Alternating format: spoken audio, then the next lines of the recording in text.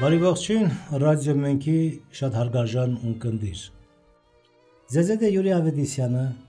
իր սովորենք շախմատ խաղալ հաղորդաշարի հերթական թողարկմամբ։ Հիշում եք, մեր անցած դասի թեմաներ զինվորը դառնում է գեներալ։ Թեմայի ծավալուն լինելու հանգամանքը հաշվի առնելով, մենք շարունակական ձևով այսօր այդ թեման շարունակում ենք։ Դարձյալ, եթե վերնագրել ունենք դասը, կկոչվի Սովորենք շախմատ խաղալ 10-17-րդ զինվորը դառնում է գեներալ, շարունակություն, այսպես է վերնագրվելու։ Բայց մինչև բուն թեմային անդրադառնալը, ես ձեզ հիշեցնեմ մի բան, որ շատ կարևոր է։ Ինչ կերպ էլ բնութագրելու լինենք, ինչպես է ձեզ ներկայացնեմ այս դասերը, միևնույն է, ընթացքը հեռագա է, ուսուցման ընթացքը, պրոցեսը, գործընթացը հեռագա է։ Բայց չէ որ գոյություն ունի նաև այդ ուսուցման արդյունքների հետ կապված խնդիր։ Ես դրա համար ձեզ հայտարարության կարգով ասում եմ, բացի այս հաղորդաշարը, որ ռադիոմենքի հաղորդաշարով ձեզ բարբերաբար ներկայացվում է, Հայաստանի քույրերի միավորման Սոկրատ Շաշնազարյանի անվան մշակույթի տանը գործում է հատուկ շախմատային դպրոց ձեզ համար, որտեղ այդ դասընթացները արդեն հեռագա բնույթ չեն կրում, այլամիջականորեն շփմամբ մենք ուսուցանում ենք շախմատ, այնպես որ ցանկացողները կարող են հիշալ հասցեով, դիմել, հաջողել եւ լրացնել այն պակասը, ինչ որ այս դասերի ընթացքում, այս հաղորդաշարի ընթացքում մենք չեն կարողանա տեղ հասնել։ Դրա համար նաեւ հետեւյալը ասեմ, այս ամբողջի արդյունքում մենք ունենք նաեւ ասելիք, ինչն է դա։ Պատրաստել ենք այդ գործնական պարապմունքների ժամանակ շախմատային հավաքական արհեստավարժ շախմատիստներ, որոնք հաջողությամբ հանդես են գալիս հանրապետության միջազգային տարբեր կարգի մրցաշարերում, անհատական դա լինի, թիմային լինի։ Ես կուզեի նաև արդյունքների մասին խոսել, մանավանդ որ վերջերս անցուդարձ է եղել շախմատային մեր կյանքում եւ կարեւոր անցուդարձ է։ Նրանք նաև ձեզ կօգնեն, որ լավ ըմբռնեք, ինչի համար է այս հաղորդաշարը, ինչու համար ենք ուզում, որ դուք շախմատ խաղալ սովորեք։ Եվ այսպես բուն թեմային մինչև անդրադառնալը չենք մոռանում, զինվորը դառնում է գեներալ։ Սա է մեր դասը այսօր։ Անդրադառնանք մի քանի կարևորագույն տեղեկատվության, որը օգոստոսի 2-ից մինչև 8-ը տեղի ունեցել Սևանի Արևիկ հանգստյան տանը։ Վարձակալել էինք այդ տարածքը Հայաստանի շախմատի ֆեդերացիայի աջակցությամբ ֆինանսավորել էր,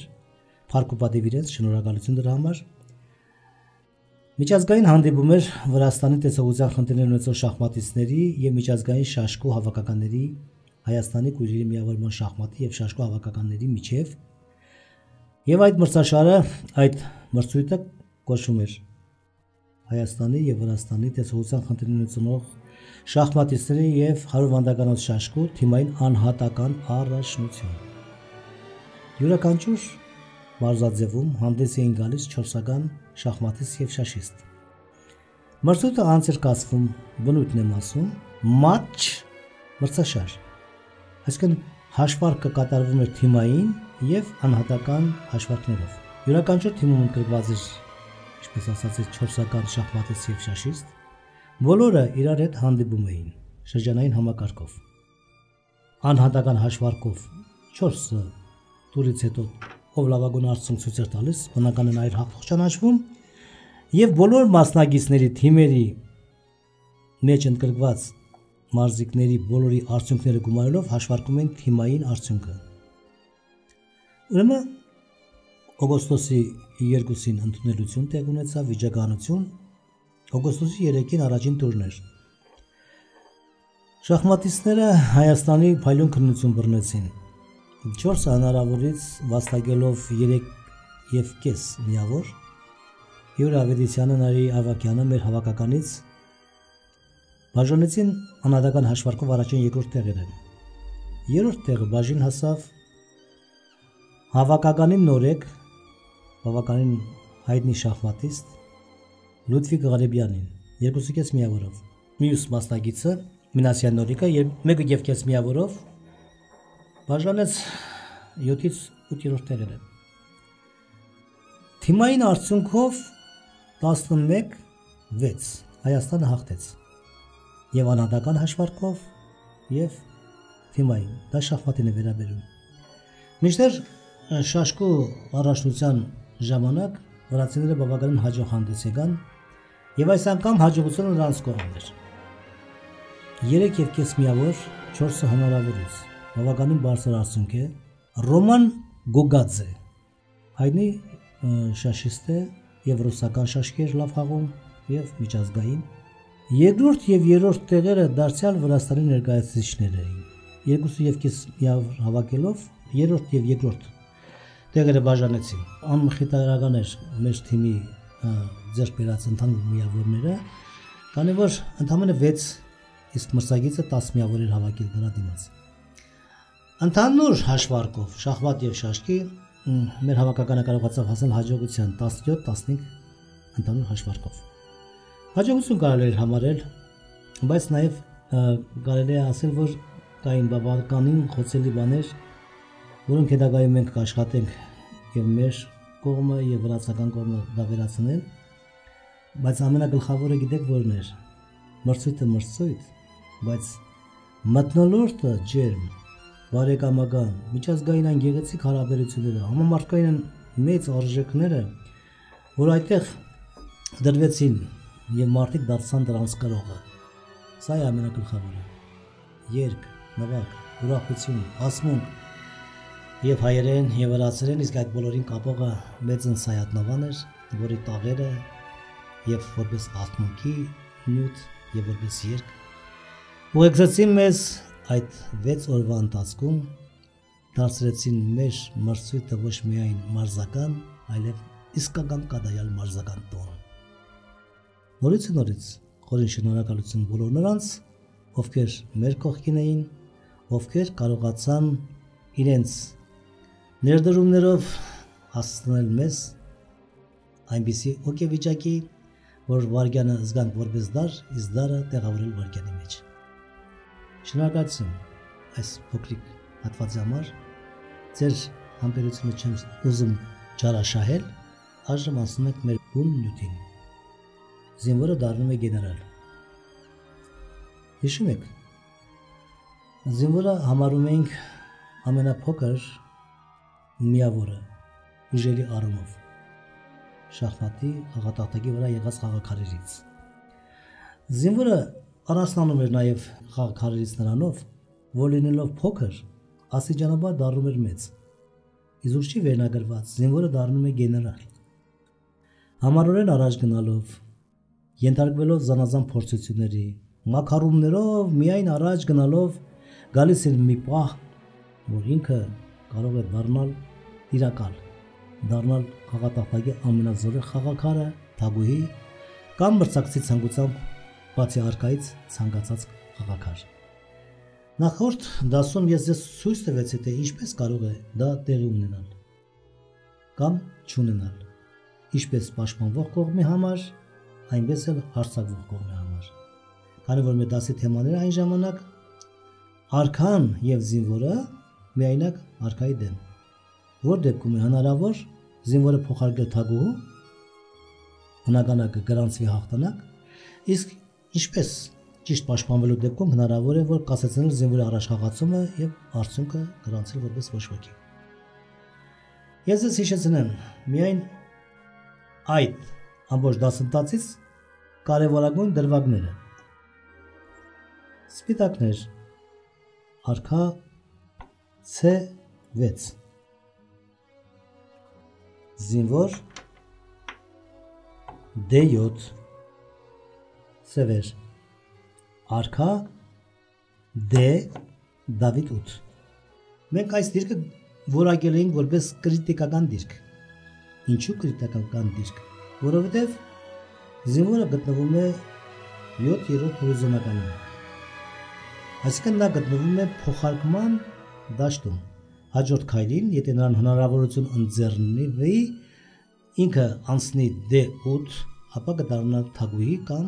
ցանկացած խաղաքար որը դուք ցանկանում եք։ Բացի արքայից նորից եմ կրկնում, որովհետև պայմանավորված է նրանով զինվորը կդառնա թագուհի թե ոչ, թե քայլի հերթը ումն է։ Եթե քայլի հերթը սևին է, փորձենք։ Արքա միակ քայլն է D8 E7։ Երկրորդ քայլ արքա C6 C7 եւ արդեն պաշտպանված է D8 դաշտը։ Բնական է, անխուսափելի է զինվորի գեներալ դառնալը։ Հաջորդ քայլին նա D7 դաշտից տեղափոխվում է D8 եւ դառնում է թագուհի։ Արդեն այդ վերջնախաղը մենք ուսումնասիրել ենք եւ գիտենք ինչպես կարող է սպիտակների արքան եւ թագուհին հաղթել միայնակ արքային։ Նորից նույն դիրքը արքա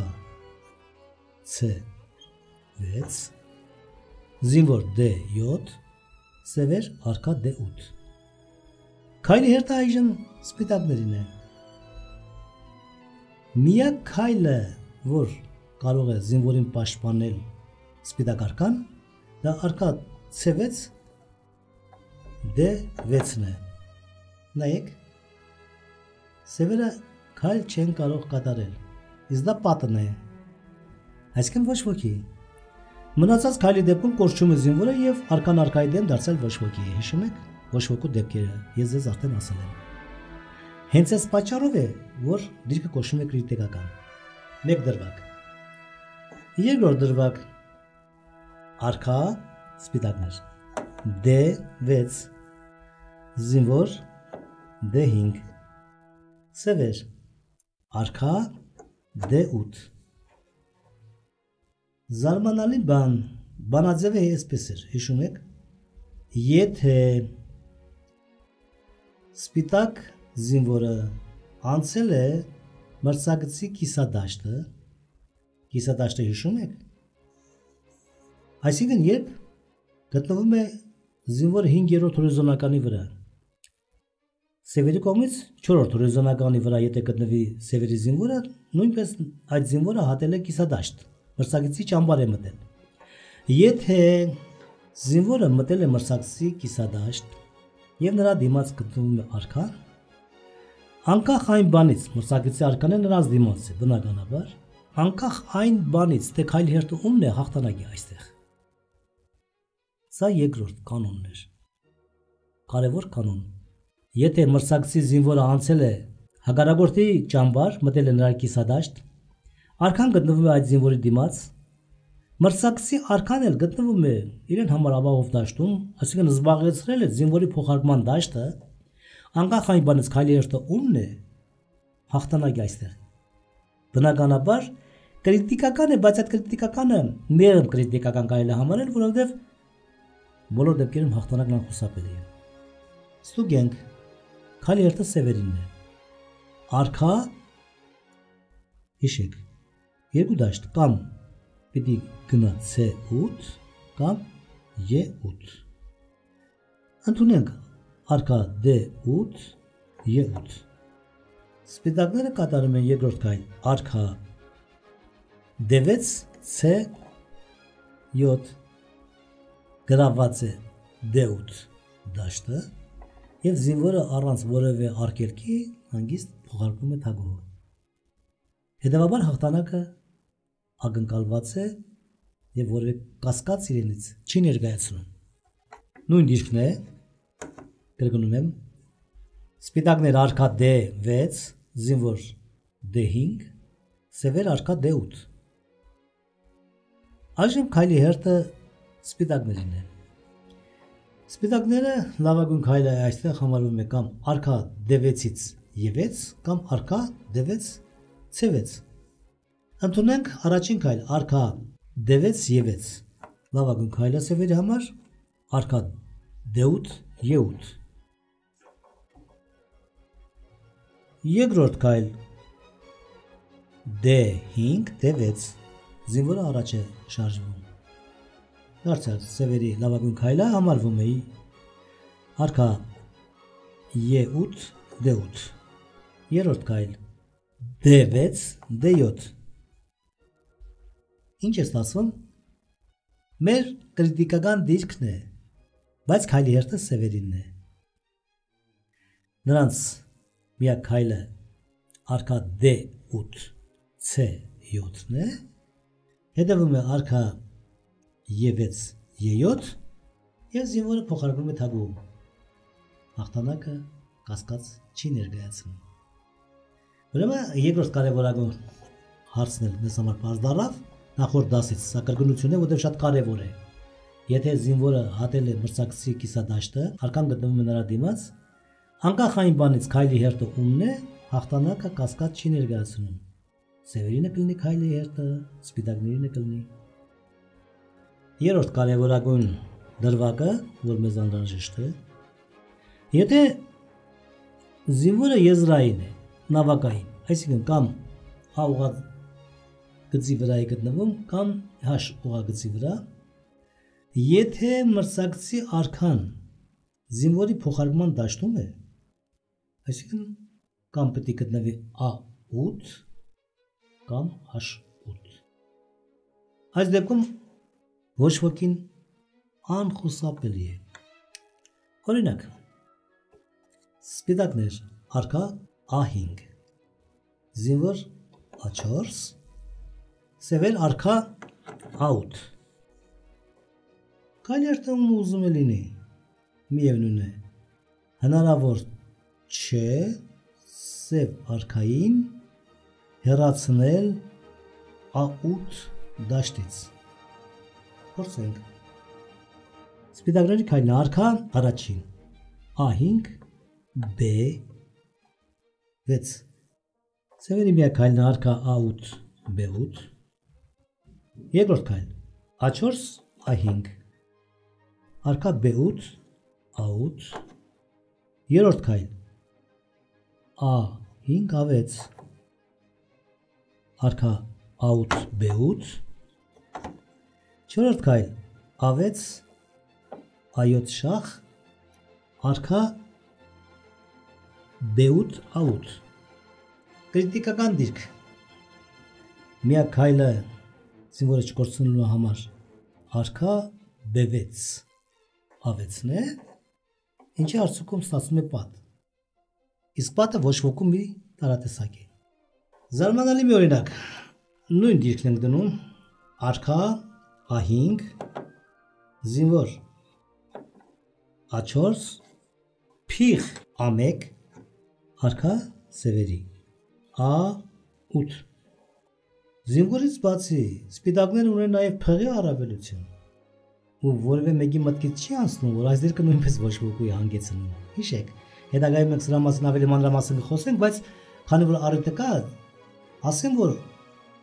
եզրային զինվորն այնքան թույլ է, որ անգամ նրա աջակցությանը նրան կարող է աջակցել փիղ անգամ, բայց չկարողանաս դու հաղթել, որովհետև եթե անկյունի դաշտը փղի համար մատչելի չի, տվյալ դեպքում մեր փիղը սևադաշտ է, A8 դաշտը սպիտակադաշտ, դարձյալ արքային A8 դաշտից դուրս մղել չես կարող, և արդյունքում դարձյալ ստացվում է ոչ ոքի։ Փորձենք փիղ A1 D4,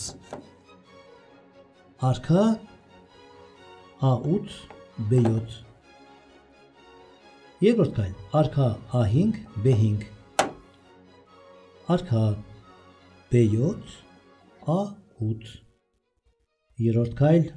A4 A5, արքա A8 B7, չորրորդ քայլ A6 շախ, արքա ուզում ես երկու դաշտ կարող ես գնալ, կամ B8 կամ A8, լավ, ավելի լավ է, արքա B7 A8։ Ինչպես ակտիվացնենք մեր խաղը։ Արքա B5 C6, միակ քայլն է սևերի կողմից, արքա A8 B8, դիրքը չկրկնելու համար առաջ ենք մղում զինվորա, զինվոր A6 A7 շախ, արքա B8 A8։ Պատից որպեսզի խուսափենք պետք է արկայով քայլ կատարենք։ Միայն ոչ B6 կամ C7 երկու դեպքում է պատը ստացվում։ Իսկ մնացած քայլերի դեպքում արկա ասենք B5 արկան հանգիստ տեղափոխվում է B7 արկայով թափառական քայլեր ուր ուզում ես տեղափոխվիր արկա B5 A5 դարձյալ արկա B7 A8 հենց արկայով մոտենում ես այս դիրքում ասենք A6 կամ B6 ստացվում է պատ նշանակում է եթե ունես եզային զինվոր այն էլ ոչ միայն մեկը հիմա դու կարող ես եզային զինվոր ունենաս էլի զարմանալի մի դիրք տնեմ արկա A5 փիղ A1 զինվոր A2 A3 A4 սևեր արկա A8 Վիթխարի նյութական առավելությունը 3 կրկնապատված զինվորներ, եռապատված զինվորներ, փիղ, արկա եւ դարձյալ այս դիրքը ոչ ոքի է, որովհետեւ փղի համար A8 դաշտը մատչելի չի։ Ինքներդ կարող եք ստուգել սա, որովհետեւ նույն կարգով ինչ որ ես ձեզ ցույցեցի քիչ առաջ։ Բայց եթե փիղը լիներ սպիտակադաշտ, հաղթանակը այս երկու զինվորների կարիքն է չի զգացում։ Միայն բավական է ունենանք A4 զինվորը Եվ հաղթանական խուսափել է։ Օրինակ, արկա A5, զինվոր A4, փիղ A2, արկա A8։ Հաղթանակը իրենց խնդիր չի ներկայացնում։ Սպիտակներ, առաջին քայլ։ Արկա A4 B6, սևեր, արկա B8, փիղ A2 D5։ Եվ ուշադրություն դարձրեք, արդեն արկան չի կարող մոտենալ, չի կարող մտնել կամ պաշտպանել A8 դաշտը եւ A4-ի զինվորը առանց որևէ դժվարությամբ հանգիստ փոխարկում է թագուհուն։ Որտեղ արկան եւ փիղը միայնակ արկային հաղթել չեն կարող։ Անպայման զինվորը պետք է դառնա գեներալ։ Շարունակենք։ Արկա B8 C8 A4 A5 Արկա C8 B8 A5 A6 Արկա B8 C8 A6 A7 Եվ զինվորը դառնում է թագուհի Միայնակ թագուհին եւ արկան հանգիստ հաղթում էին ավելացրած փիղն էլ առավել եւս հեշտ կլինի հաղթանակի հասնել Սրանք այն դրվագներն էին որ նախորդ կարևորագույն դրվագներն էին, որ նախորդ դասից ցույցի հիշեցնել, որպեսզի ամրապնդենք մեր հիշողության մեջ զինվորային վերջնախաղ։ Հիմա ամենակարևորը մեկ ուրիշ իրավիճակ է, որը նույնպես զինվորային վերջնախաղի կարևորագույն իմացություններից է, առանց որի շատ դժվար կլինի խաղատախտակի առաջ գտնել ճիշտ պաշտպանությունը կամ հաղթելու հնարավորությունը եթե կա դրան հասնել։ Որն է դա ենթավերնագիր, զինվորը դառնում է գեներալ, քառակուսու կանոնը։ Ինչ է դա իրենից ներկայացնում։ Ուրեմն ենթավերնագիր է, դասը թեման ամբողջովին յուրացած լինենք, քառակուսու կանոն։ Խաղատախտակի վրա միայն արկաներ են, սպիտակներ արկա H8 Զինվոր A2 Սևերի արկա H8 Արկաները հեռու են գտնվում զինվորից Անչափ կարևորվում է իմանալ Սևերի արկան իրենց քայլի դեպքում կարող են փոխարկման դաշտը գրավել Կարող է փոխարկման դաշտը բնական A7 դաշտն է Իսկ ինքը դառնում է թագուհի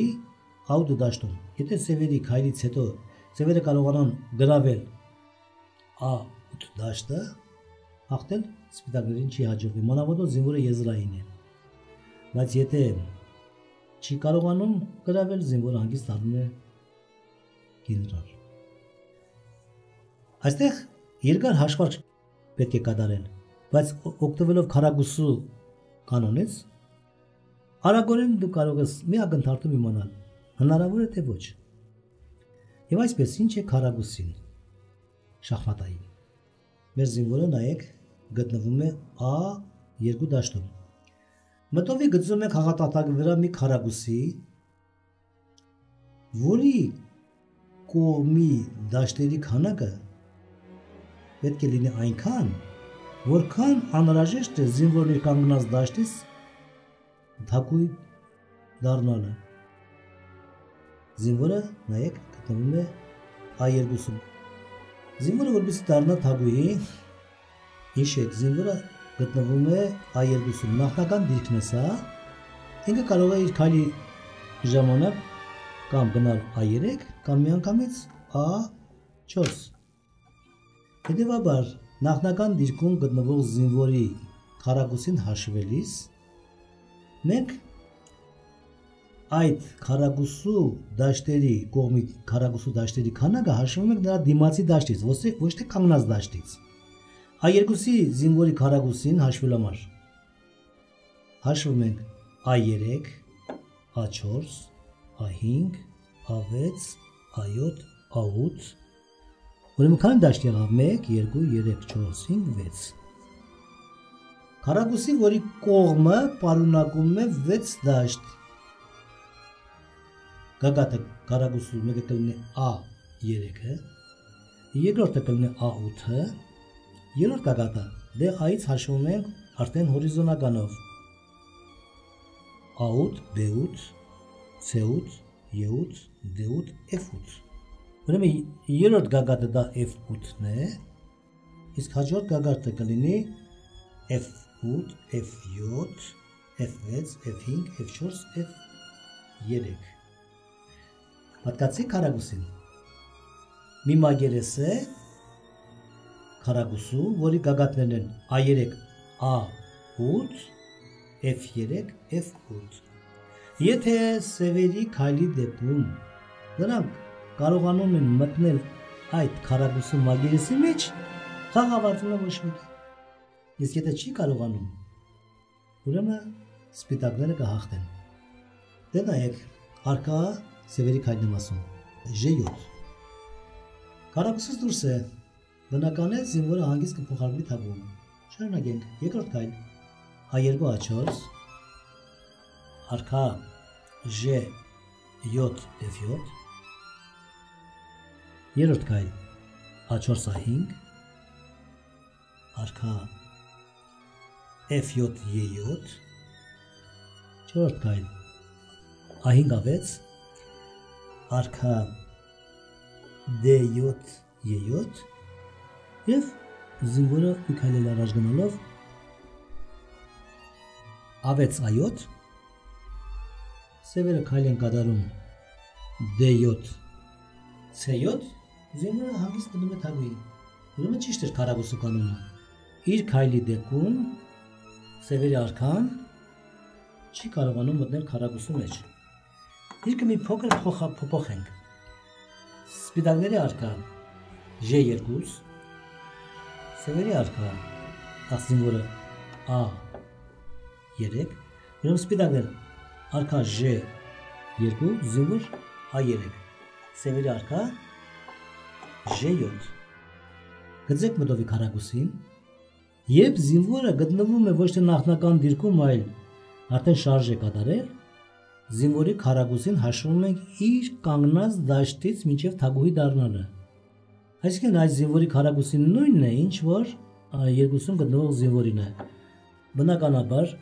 հաշվում ենք քառակուսու վանդակների քանակը կողմի A3, A4, A5, A6, A7, A8։ Դարձյալ 6-ն է։ Քառակուսին կլինի գագաթները A3, A8, F8, F3։ Քայլ սևերինն է։ Նրանք իրենց քայլով կարող են մտնել զինվորի քառակուսու մեջ 3 դաշտից, կամ արքան F8, կամ F3, կամ F6։ 3 դեպքում էլ զինվորի քառակուսի մեջ է մտնում, բնական է կասեցնեն զինվորի առաջ գնալը։ Սևերի քայլ, արքա G7, F7։ Երկրորդ քայլ A3 A4 արքա F7 E7 երրորդ քայլ զինվորը A4 A5 արքա E7 D7 զինվորի հերթական քայլը A5 A6 արքա D7 C7 A6 A7 արքա C7 B7 եւ կասեցված է զինվորի առաջ գնալը։ Ինչ ստացվեց քարագուսու կանոնի իմացությամբ ինչի հանգեցինք, երբ սևերի արքան իրենց քայլի դեպքում կարողանում է մտնել մրցակցի զինվորի քարագուսու այդ մագերես, զինվորի առաջ խաղացումը կասեցվում է, երբ չի կարողանում, դա հանգեցնում է պարտության, քանի որ զինվորը հանգիստ փոխարկվում է թագուհու։ Զինվորի քարագուսին ինչպես ենք հաշվում, կրկնում եմ, եթե զինվորը գտնվում է նախնական դիրքում, քարագուսին նախ հաշվում ենք, թե քարագուսու կողմի մեջ քանի դաշտ կա նրա կանգնած դաշտից մինչև թագուհի դառնալը։ Նախնական դիրքում զինվորի քարագուսին հաշվում ենք նրա դիմացի դաշտից, ոչ թե իր կանգնած։ Քանի դաշտ է մինչև թագուհի դառնալը, դա դառնում է զինվորի, դա դառնում է քարագուսու կողմի չափը 8 դաշտից է, 6 դաշտից է, 5 դաշտից է, 4 դաշտից է, 3-ից է։ Մտովի գծում ենք խաղատախտակի վրա այդ քարագուսին